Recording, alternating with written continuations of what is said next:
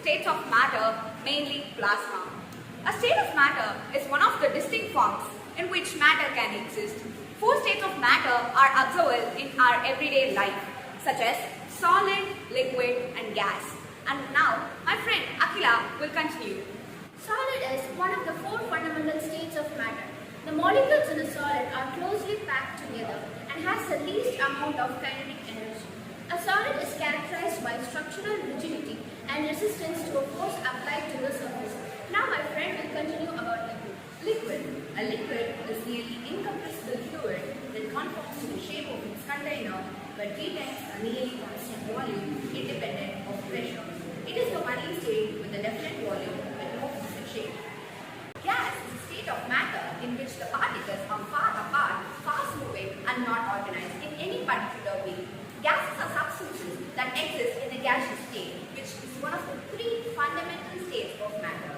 Gases are highly compressible and feature very large intermolecular distances.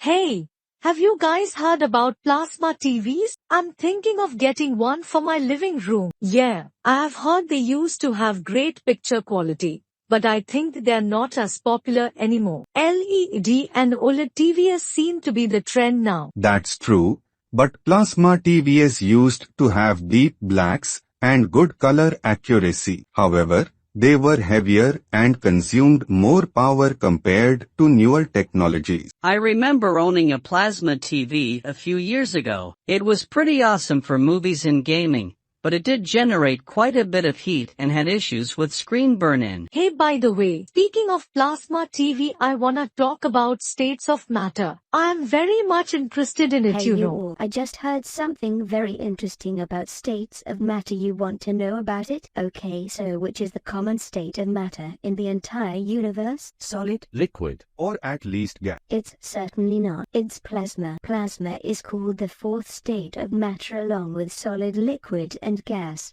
Just as a liquid will boil, changing into a gas, when energy is added, heating a gas will form a plasma, a soup of positively charged particles and negatively charged particles that is ion. So speaking of plasma, let's get to know about its property. Plasma is an excellent conductor of electricity due to the presence of charged particles. Plasma has the ability to self-organize into complex structures such as filaments and interesting patterns. So we'll know. Oh yeah, I heard it as asthma. Don't expose me, guys. Plasma makes up more than 99% of visible matter in the universe.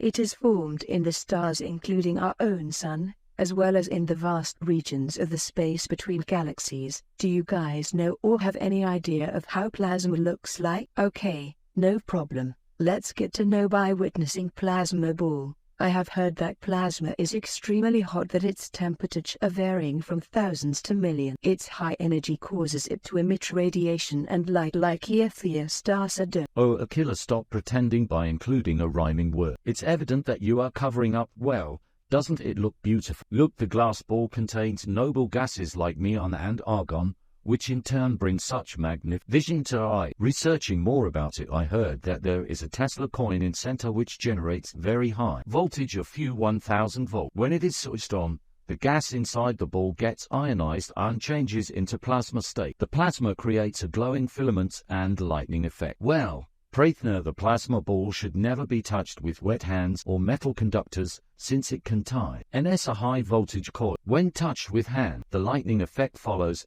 our hand movements, and very small current indeed passes throughout. Oh wow, you guys saying these many points make me remember the northern lights or aurora that happens in Norway. Like how beautiful and extraordinary is that natural phenomenon, right? With the stated points, I am sure it also relates to plasma. Now I feel clear about plasma with the stated points and real life example. Hope this conversation was useful. Yay, surely. Body, I had a great time talking about. Well, let's meet again for another fascinating topic like this and share our thoughts and get to know about things. Wow, that was a fascinating discussion about the states of matter. I've learned so much about solids, liquids, and gases. Absolutely. It's incredible how different substances can exhibit such varied behaviors based on their state. Solids with their fixed shape and volume, liquids that flow and take the shape of their container, and gases that expand to fill any space. It's like they each have their own personalities. I couldn't agree more. And don't forget about plasma, the fourth state of matter. It's mind blowing how extreme conditions can strip electrons from atoms, creating this highly charged state that exists in stars and lightning bolts. It just goes to show how diverse the universe is. Right.